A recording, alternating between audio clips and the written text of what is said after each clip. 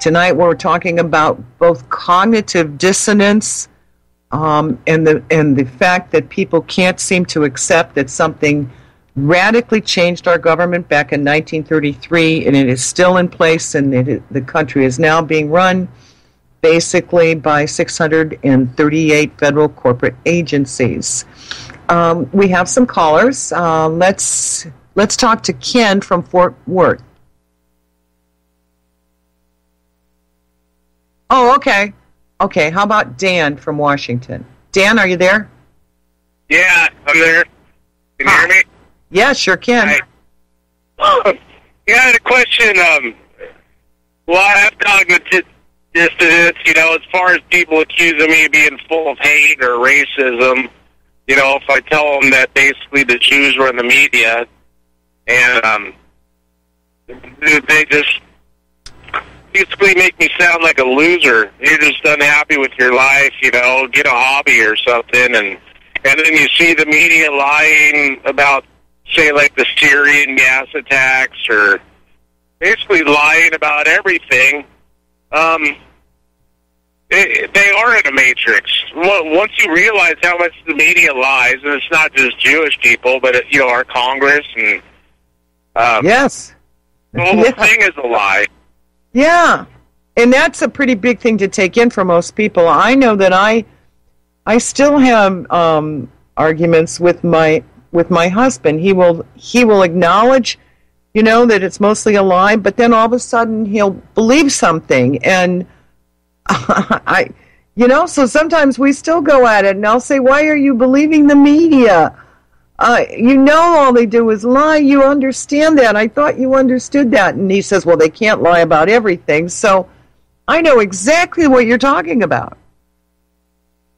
Yeah, I've had that experience with my mom, like, say, when Bush lied about, like, weapons of mass destruction. She's a Democrat, so she hated Bush, and he was a liar. But then if you talk about, the chemical attack with Obama or Clinton, or it goes right over her head. And even if she pretends like she kind of agrees temporarily, a week or two later, she'll just be watching the news, repeating the same lies that the news feeds into her brain, basically. Yeah, I think that a lot of people claim that it's the flicker rate. I don't know.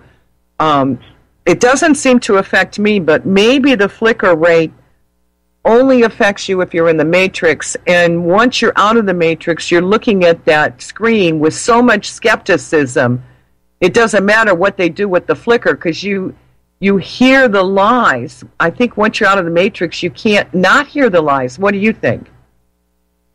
Yeah, I totally agree. It's like you're watching a staged soap opera or TV show when you're watching the CNN or the nightly news, and you can just see all the little emotional ploys they put into something, or like when the Comey, what was that guy in Africa? Was it Comey or the terrorists kidnapped the terrorists, those girls or whatever, and Boko Haram or something? And I said, this whole thing is like some staged acting play, but my mom was almost crying to tears, like, "Oh my God, we got to do something." And I'm like, this whole thing is probably fake. Yeah, absolutely. Have you ever watched any of the information? Listen to Ole Damagard.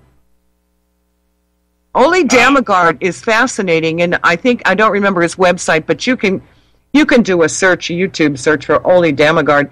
He was a crisis actor. He did that for a living. And he also started investigating the JFK assassination and found where all these big loopholes were. But lately, with all these false flag attacks, he can look at it and analyze it from the perspective of somebody who was actually paid to be a crisis actor and explain what they're doing. It's amazing how many of these are just drills that are passed off as real events. Yeah, I haven't looked into him. I'll look into that. I know I kind of helped. It woke me up. I used to have XM radio, and there was some good hosts on there that were kind of smaller that you could call in, but like like his name is Roger Edgecock, and I kind of liked him on some issues, but say like when he's talking about jobs going to China, he'll always leave out the word tariffs. Yeah. They'll leave out tariffs. They leave out that whole part of our history about tariffs, and they'll blame it on minimum wage or something like that, and then I'll call in and bring that up to him that we used to have a high tariff rate, and that's how the government got income. And then the next week, he would act like he didn't even know that, and just for there's certain talking points all these people have, I think, and especially when it comes to like free trade, how great it is, or like you're saying with the bankruptcy of the United States. It's just been removed from our history, and it's removed from NPR. It's removed from the school system. It's removed from I think, Joe, it's removed from the education lawyers get. They don't even know about it. Yeah, I agree. I went to business. I have a business degree from a university, and they never talked about tariffs. They just told you how great free trade and globalism was. Like that was it. And then they ignored the whole first 100-year history of the United States about how we became rich without globalism or any of this stuff. And then they use the word conspiracy theory, to it. And it's hard because it's good we have the internet, because say like 30 years ago, if you said no, it was the tariff rate, well, someone would have to like go down to the library and check out a big book on some economics, and they might even have the power to remove the books from the libraries. I don't know, but I think they do. Yeah, it's easier to cover stuff up. Yeah, I think they do. In fact, I remember, I'm trying to remember which documentary I watched where the robber barons set up the American Historical Society, and they actually sent some young men over to England to train to be authors of history, and they came back and they put these guys in charge of writing our history. And so once the robber barons got all their money, stole all their money, and got empowered, they pretty much took control of what we call as history. That's why we don't know anything about all this. No, and I think Ron Paul kind of, that whole movement is kind of when I started to wake up. Like, what's the Federal Reserve? I thought the government prints the money, and then even Obama comes out and lies. He says, "Well, we're taking loans out from ourselves. Basically, we're just borrowing money from ourselves." But they don't. And I was going to ask you about that, like how to verify. You hear about the Rothschilds or these banking families that own basically they ran the British Empire, now they're running our empire, is what it seems like. But I don't know how to verify, like, that the Rothschilds... I think it's pretty, to me, it's pretty easy to follow that trail. I mean, when you look at the fact that the people who were at the table writing the Federal Reserve Act, Rothschild's agents were right there. And I think Paul Warburg was one of Rothschild's agents. So was Colonel Edward Mandell House, who was a close advisor to Woodrow Wilson. So you get them taking over as the fiscal, right, the representative for the U.S. government in 1913. So now you've got a private banking cartel, right, in control of the monetary system of the country, the Federal Reserve. So along comes private, got that? It's privately owned. And the number one dude, of course, is the Rothschild. And he sent his agents over to get this thing set up. But then by 1933, you have the Federal Reserve note. So now your dollar, I mean, it's not a hard trail to follow. Now your dollar is the currency of a privately owned cabal, the Federal Reserve. It's a private currency. Okay? Wow. Think about it. Now you move forward to Bretton Woods, and Rothschild's privately owned currency, the Federal Reserve note, was made the world's reserve currency. You know, think of how much power he's got now. Yeah, then that's linked to the petrodollar system, basically. Is that kind of like it kind of all expanded out after that point? So now he's not only got control of what we call the dollar, now they're controlling oil and the price of oil.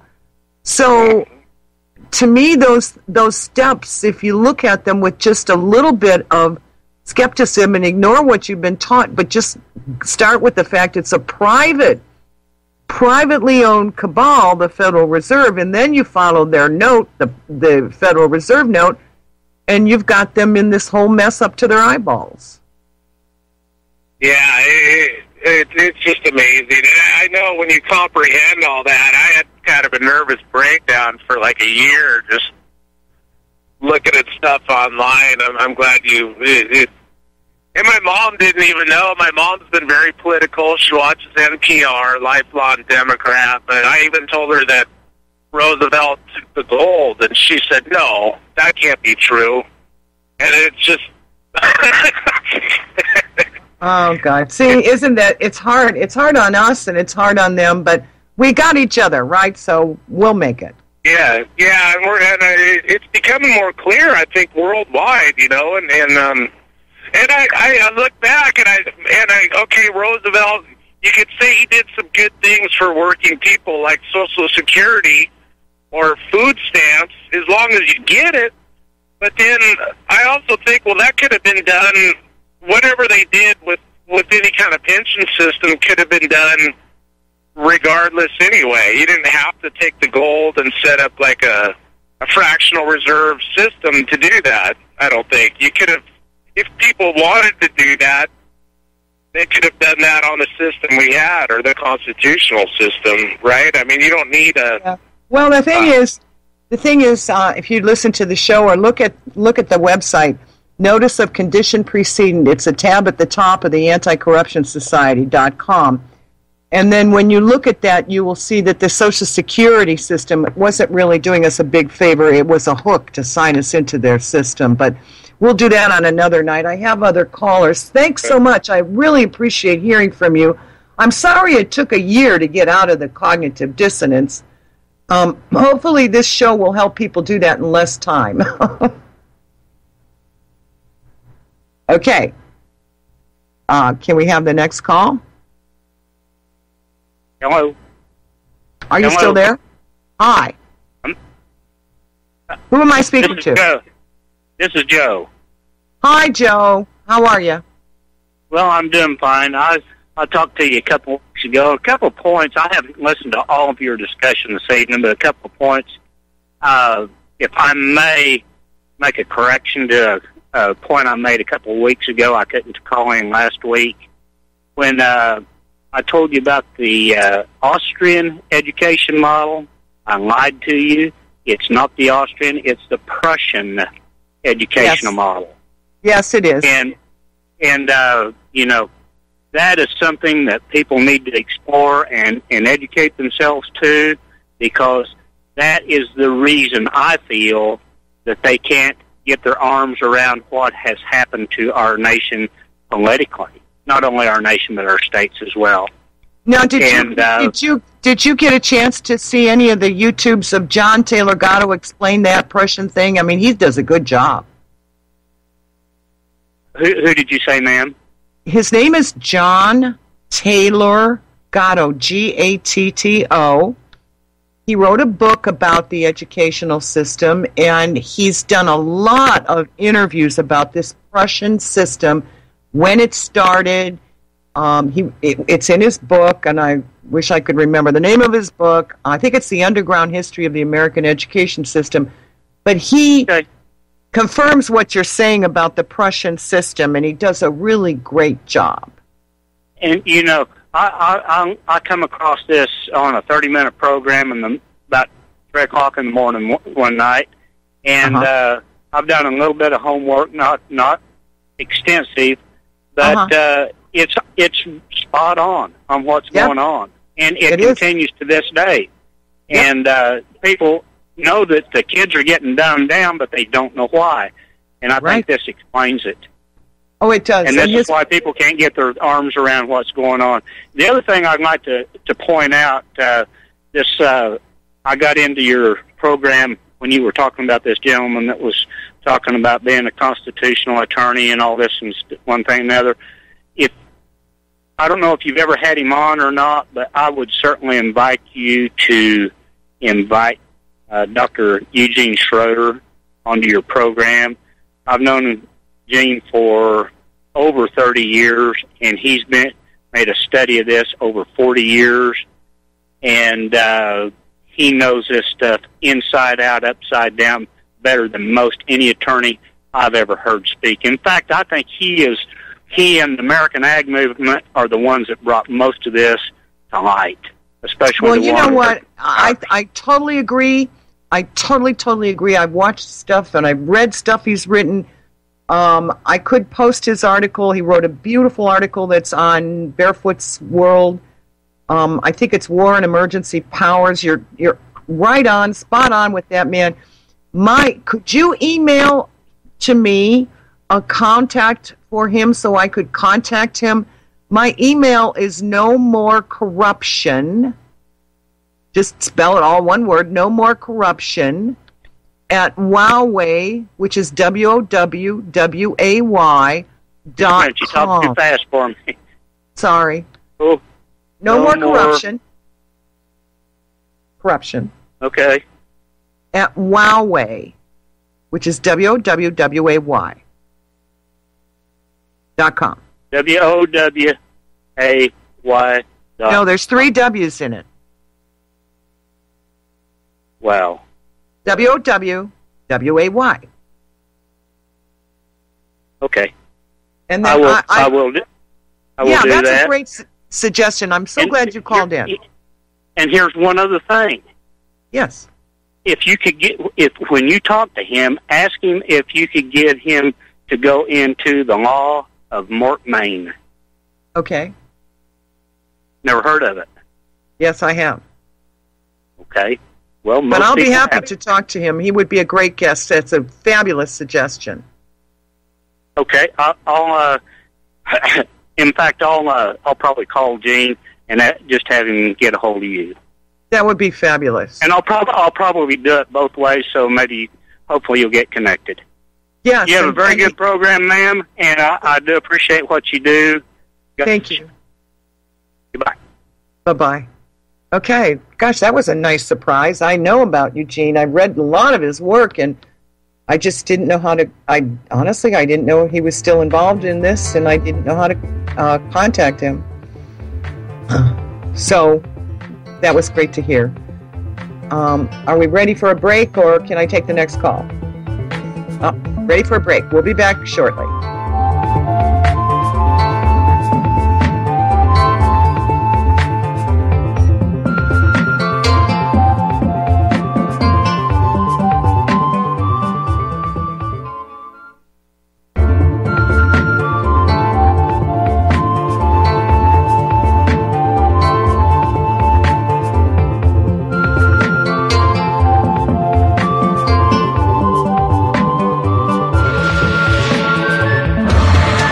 Welcome back to In Defense of Humanity. I'm Elle Whitney. We're talking tonight about cognitive dissonance as well as Senate Report 93549.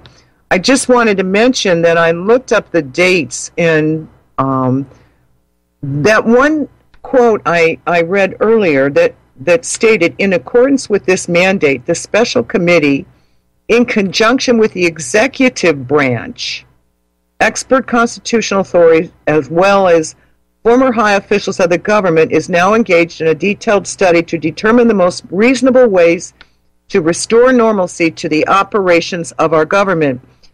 At that time, people might not be aware, Dick Nixon was the president.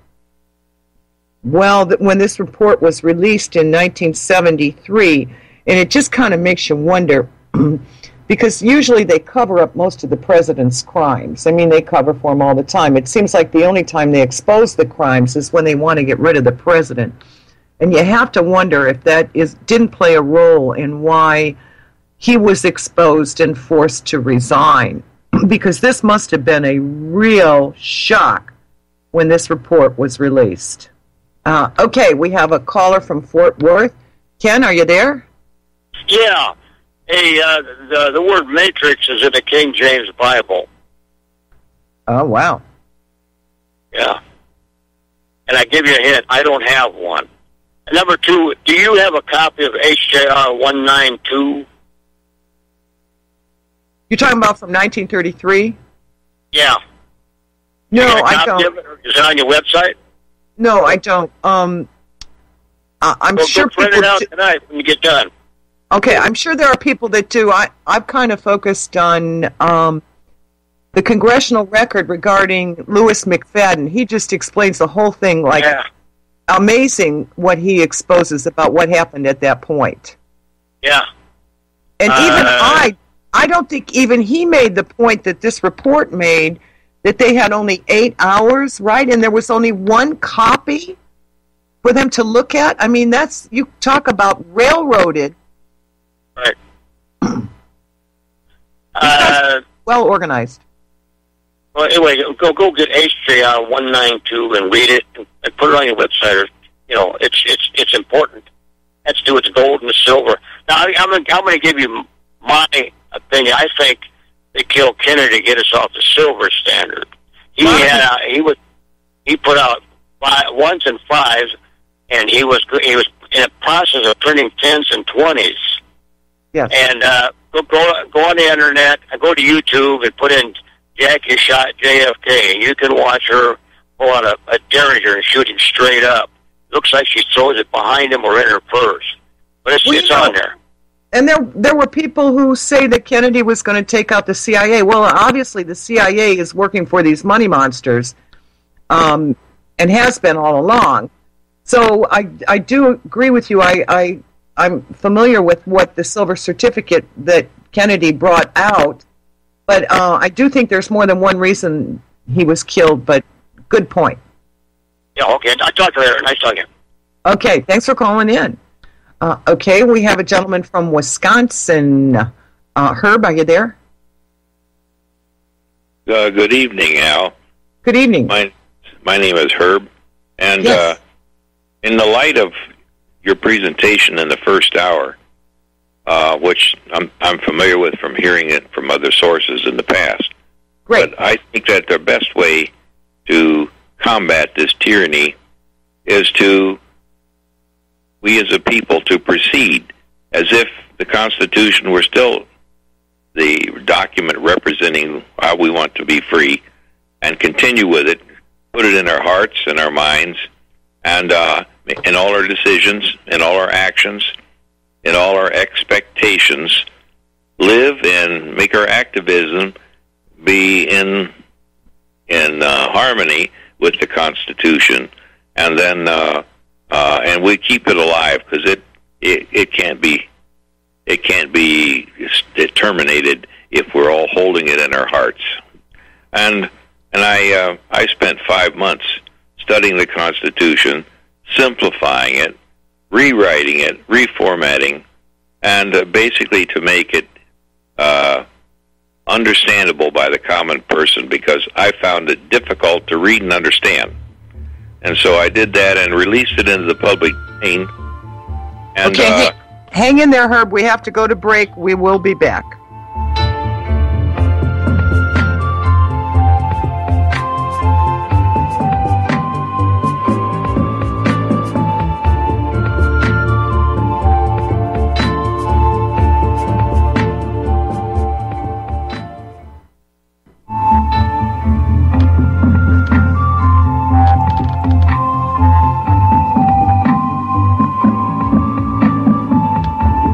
There is an ongoing war right here in America. Are you aware that U.S. citizens have been classified as enemies of the state since 1933?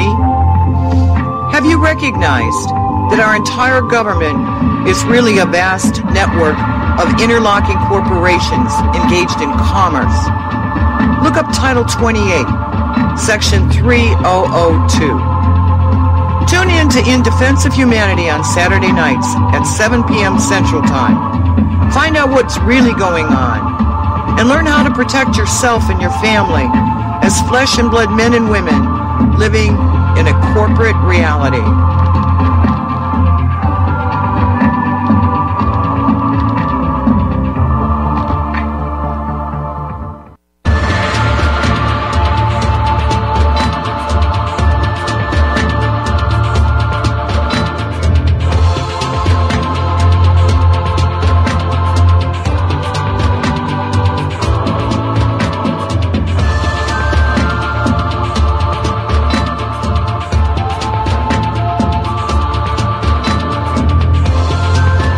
Welcome back. We're in the last segment of the show tonight.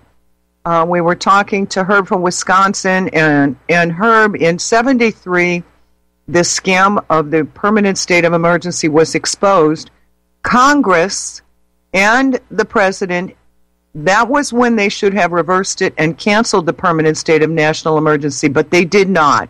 Instead, they let it continue on to this very day, and the current excuse for the War and Emergency Powers Act is the War on Terror.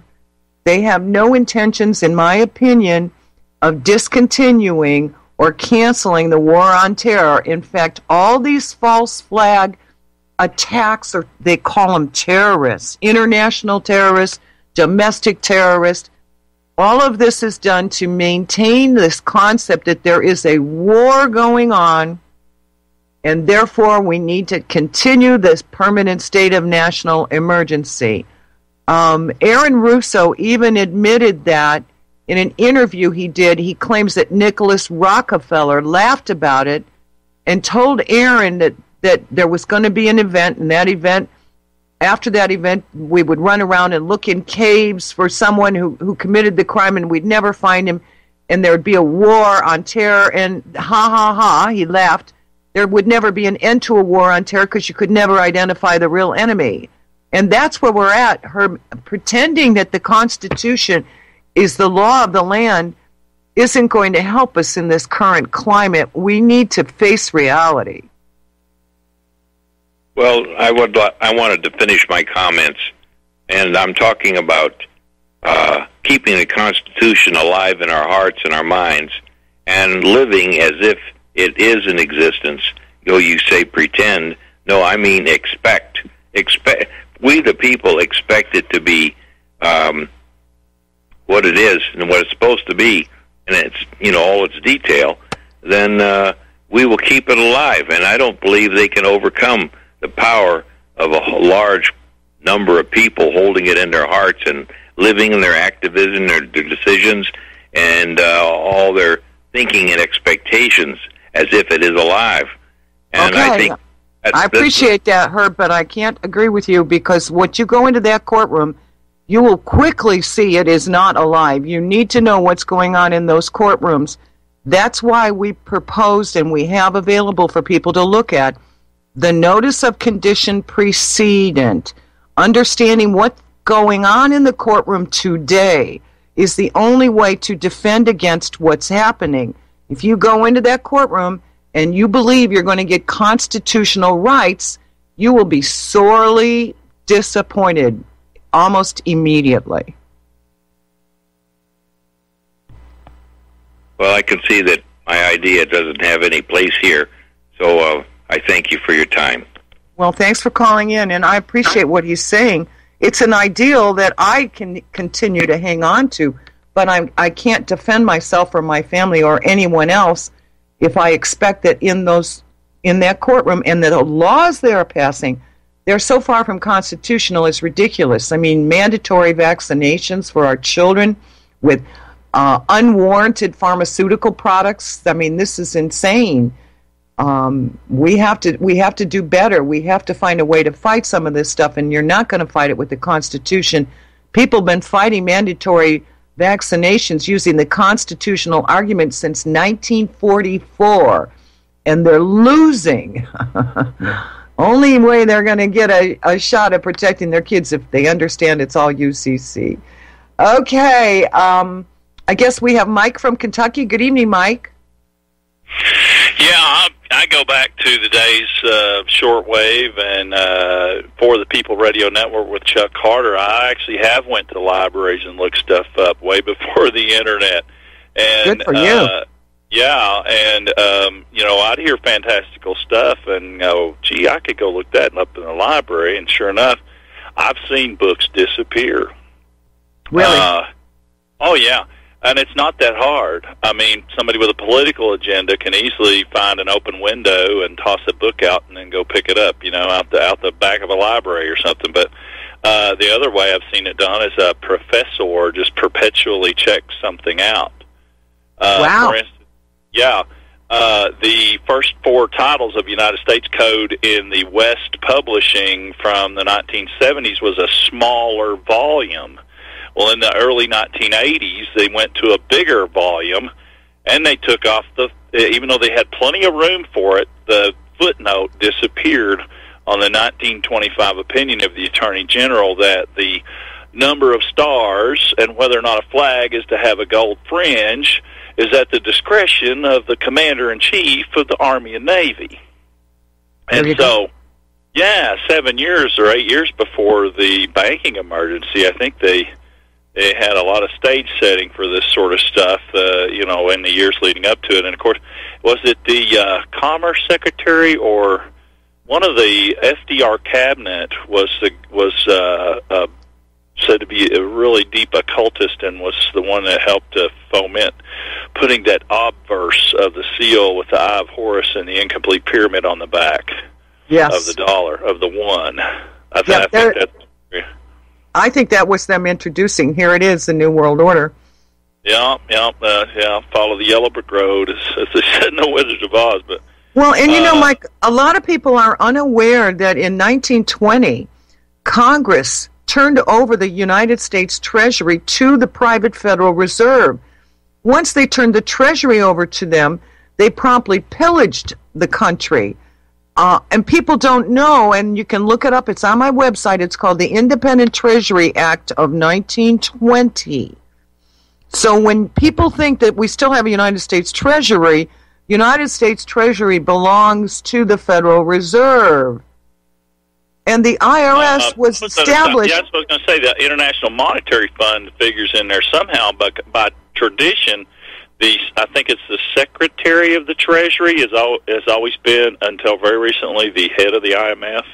Yeah, and then if you look at what happened in 1933 when they came up with IRS, which is a private corporation out of Puerto Rico, then you've got the Treasury, the Federal Reserve, and the IRS, and I refer to them as Larry, Curly, and Moe.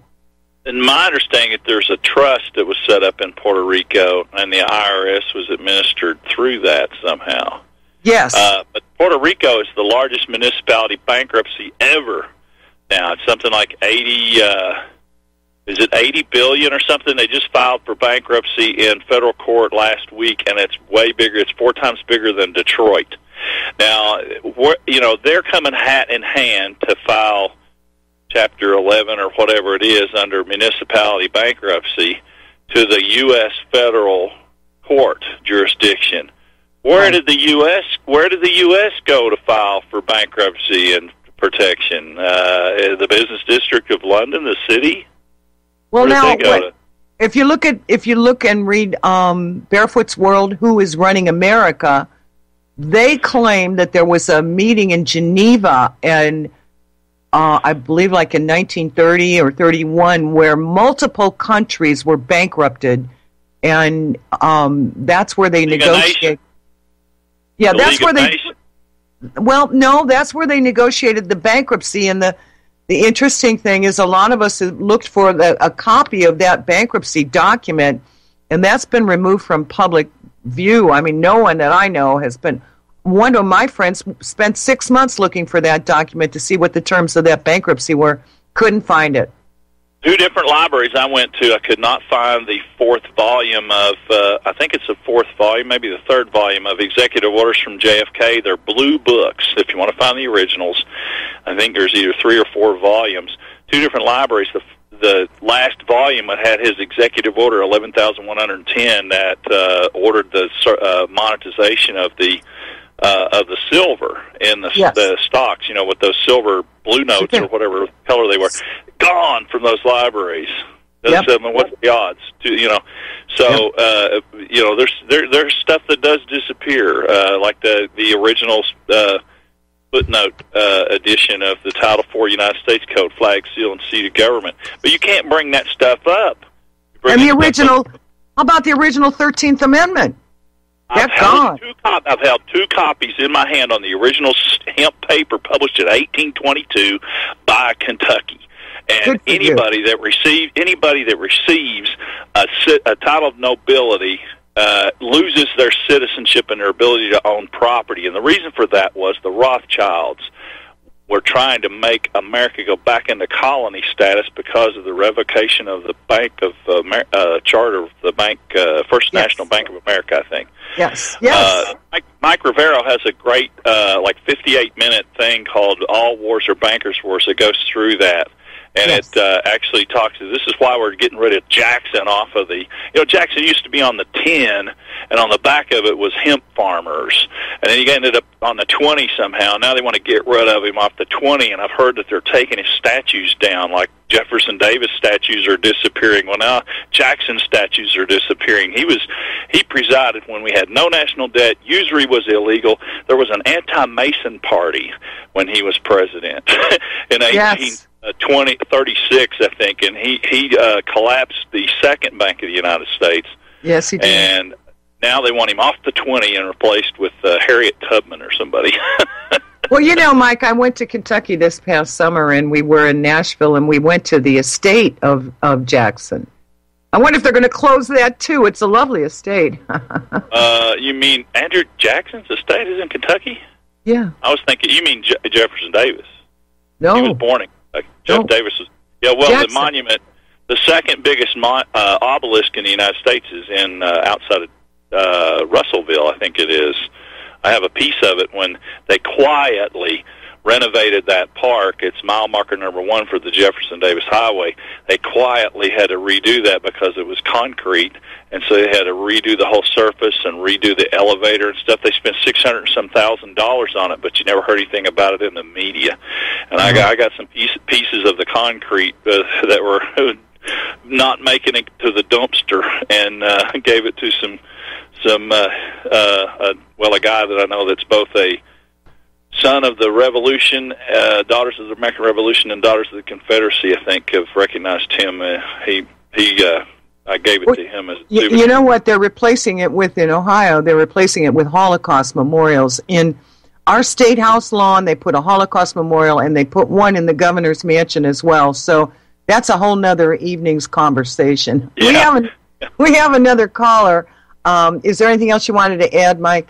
Well, the 1947, I think it was, Administrative Procedures Act, that helped to cement the headless fourth branch of government in place.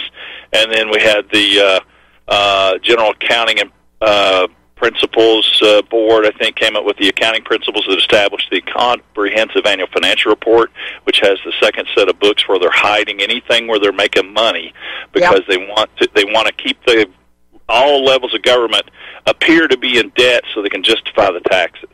So they're hiding a lot of assets that they are doesn't know about. No doubt. Okay, thank you, Mike. Okay, we have time for Judy from Wisconsin. Judy, are you there? Hello. Hi. Yes, I just want to reflect a moment on your show of last week and bring it forward as it's very, very powerful information. Now, I was suffering from peripheral neuropathy for about 11 years. I couldn't wear my shoes, but I was practicing these exercises that Bruce Lipton was talking about. And this also is concentrating on the individual removing himself or herself from the matrix of resistance. Now, all the discussions are very, very noteworthy and full of information, but they're all resisting this energetics that's destroying humanity. And the word civilization is synonymous with slavery because the need to control is a learned activity, and the learned activity also the desire to be habitually controlled by the experience of it. Now, when we release this, the energetics of the infinite universe is ours, and we become receivers of information that is all intelligence out there. But the desire to be a receptor, is picking up on what we have to do. So I have removed myself, and I'm not becoming a part of my pain. Well, here's the problem. The problem is because the whole system is designed, unless we understand it, we're still consenting without knowing that's what we're doing. When we sign our name, until we figure out that we want to remove ourselves, we also have to stop consenting to it. And I know. I understand. That's what we're trying to get people to understand. When you sign your name, if you don't restrict your signature, you are consenting to this system. And this can all be applied. You can do this, but then in your moments of solitude, you can remove yourself, your energetics, by still being a fighter and a warrior like we have been for years and years and years. We can join a resistance-free movement that is off the matrix energetically. You see, we can do both. Right, I think so too. Now, Judy, have you heard our final prayer at the end of the show every week? Oh, yes, ma'am. Yes, I like that. And I think that exercise, along with learning how to say no and not consenting, but that exercise is very powerful. That is using our spiritual energy to aid us in this. You got it. That's exactly what is involved, because we become a part of that infinite consciousness that is very powerful. And we can still become a fighter of the resistance here on the planet, certainly. Be in two places at one time, what more fun can we have, right? Right, and I don't think you can ignore one for the other. I think they come hand in hand. One is what you do consciously and how you withdraw your consent, and then what you do spiritually, which is how you put your energy into the world we want. Exactly. You got it. How wonderful, and I thank you so much for your shows. Oh, you're welcome, Judy. Thanks for the call. I mean, it's great to talk to someone who understands it's a twofold deal here. It's not just spiritual, and it's not just conscious. It's using the two hand in hand. Because as long as we consent to this insanity, I don't think we can spirit our way out of it. We got to do both. We got to act on our behalf as well as imagine the world we know we deserve. Well, we're getting ready to close the show. I'm sorry for the other callers. Perhaps we'll get to you next week. And please stay tuned and listen to our imaging prayer and participate with us, because it is an important tool. Good night, folks, and we'll be back next week.